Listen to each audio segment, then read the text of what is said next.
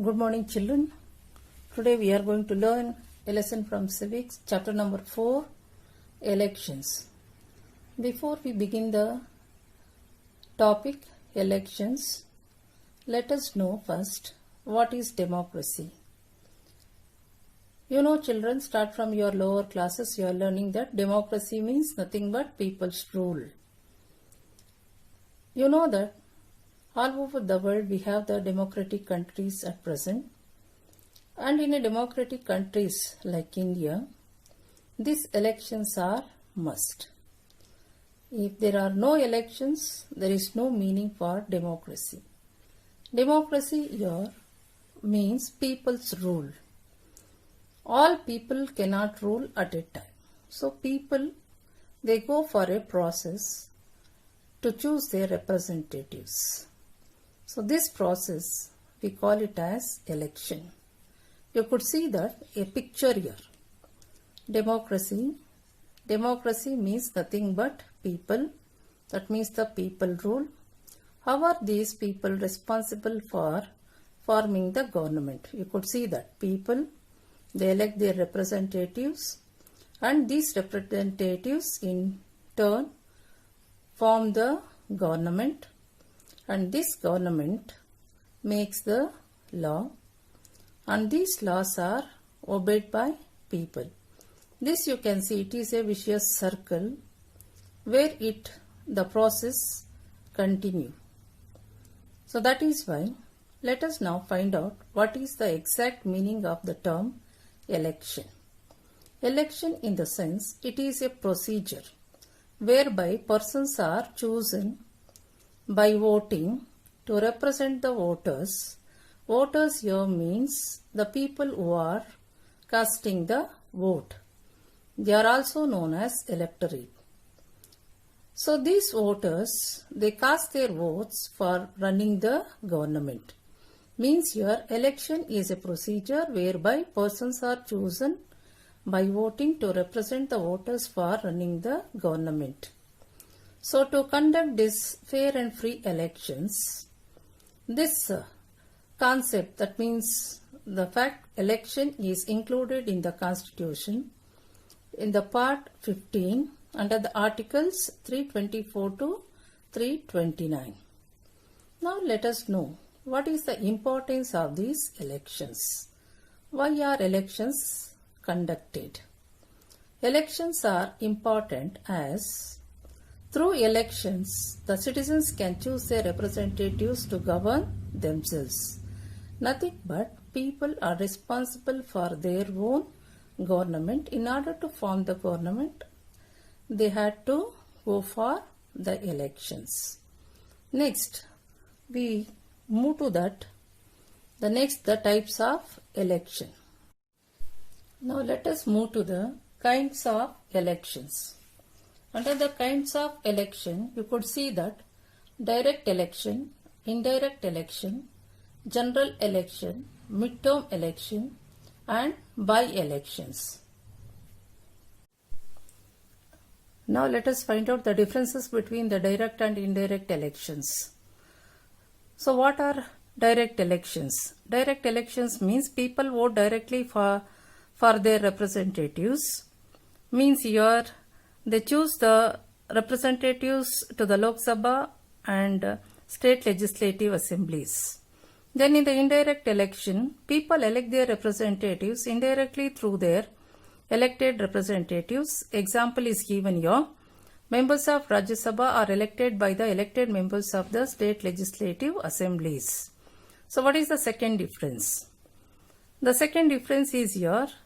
Under the direct elections, law regulates the qualification, age, etc. of the voter and establishes eligibility requirement for the state officials. At the same time, here under the indirect election, all elected representatives are treated one and the same. There are no further qualifications, eligibility requirement for state officials, that all similar in the case of direct elections. Then the third difference, every adult person holds the right to vote. That means here the electorate, that means all the adult citizens of the country have the right to vote. Next, under the indirect elections, all elected representatives, they have the right to vote. Next, there is a large body of voters in the indirect election process. They are called electorate. Then similarly, in the indirect elections, there is a small body of voters. That means all the consisted of representatives, people's representatives. It's known as electoral college. Then the examples are given here. The members of legislative assemblies and members of Lok Sabha, that means here members of the parliament for the lower house. Then the members of legislative assembly means MLAs at the state level. They are elected directly. Then members of the state legislative council, that is the upper house. Members of Rajya Sabha, again the upper house of the parliament. Then the President of India and the Vice President of India, all are elected indirectly. Okay children, now let us move to the election of the President and the Vice President. Now let us know the elections of the President of India and the Vice President of India. First we start with the President of India. How is the President of India elected? You could see the diagram here children. That means here first the people of India, they vote. President of India is elected indirectly. People of India directly elect the members of the parliament. That means the members of the parliament as well as the MLAs, members of legislative assemblies. The elected MPs and the elected MLAs then together elect the President of India. In other words, the elected members of Lok Sabha and Rajya Sabha, all elected MPs and elected members of all the state assemblies, that means all elected MLAs, constitute one group. They are known as Presidential Electoral College. Shortly we call it as PEC. The members of this PEC then cast their votes and elect the President of India. You could see it is diagrammatically represented here. Then we go to the election of the Vice President. Likewise, the Vice President of India is also indirectly elected. He is elected by the members of both the houses of the parliament. You know that Lok Sabha and Rajya Sabha. And the remaining qualifications and all is one and the same like the President of India. Next we will move to the kinds of election. We have studied about direct and indirect elections. Now we will move to the general elections. Let us find out what is the meaning of general elections. The elections held to elect the members of the Lok Sabha after expiry of the normal term of 5 years are called the general elections. The elections of some state legislative assemblies may be held along with the parliamentary elections. Earlier, up to 1957, simultaneous elections were held for both Lok Sabha as well as the state assemblies. But on account of early dismissal or the midterm elections, the two got gradually separated. General elections in a general term means once in 5 years. After completing the 5 years, the elections are conducted. Next, what is meant by the midterm elections? So the midterm elections means they are held when a state legislative assembly or the Lok Sabha is dissolved before the completion of the full term, that is 5 years. The new house will normally have a full 5-year term. So this type of election we call it as midterm election. Then we'll move to the by-election. What is meant by a by-election? By-election means it is nothing but like buying something like that. It is in between. So when it is happening, when a seat held by any member of the state legislative assembly in the center or state falls vacant on account of death, resignation of the member before completion of his or her term, To fill up this vacancy, the election which is held called the by-election. The person so elected remains the member for the unexpired term of the House. Means here this is for the vacant seats which falls due to the death or resignation or the dismissal. Some pictures are displayed in front of you, asking you to identify these pictures. Can you identify, children? Of course, you can. The first picture here. What is this first picture? It's about the voter ID. That means a card provided for us to cast our vote. Then this is the EVM. That means electronic voting machine, which is used at present day. And this only we call it as the ballot paper. That means here you could see the name of the candidates, or you see the representatives, their number, and also their symbol here. Then you could see that a lady is casting the vote here. That means here it is about talking about the secret ballot. This is the ballot paper. This is what we have to do the process. So who is conducting? This is the process of the election. So who is conducting all this process, or who is providing this? Can you guess it? It is the Election Commission of India. Now let us find out about the Election Commission of India. You could see the picture here, children. This is the picture of the head office of the Election Commission of India, located in New Delhi. Name is that Nirvachan Sadan. So what is this Election Commission stand for? Election Commission of India is India's supreme constitutional authority for conducting elections to Lok Sabha, Rajya Sabha, state legislatures, offices of the President and the Vice President of India. It is a independent autonomous body not under the influence of legislature or executive. So the head office is located at New Delhi. The name is Nirvachan Sadan. Now let us move to the composition of this election commission. What is the composition? That means how is the election commission is composed? Who are the members of this election commission? Who are the main persons of this election commission? First of all, you could see the picture here. The picture is about the present Election Commissioner of India, Mr. Sushil Arora. He is the 23rd Chief Election Commissioner of India. Along with that, two more election commissioners. They are Ashok Lavasa and Sushil Chandra. So these are the three main. That means here one Chief Election Commissioner assisted by two election commissioner.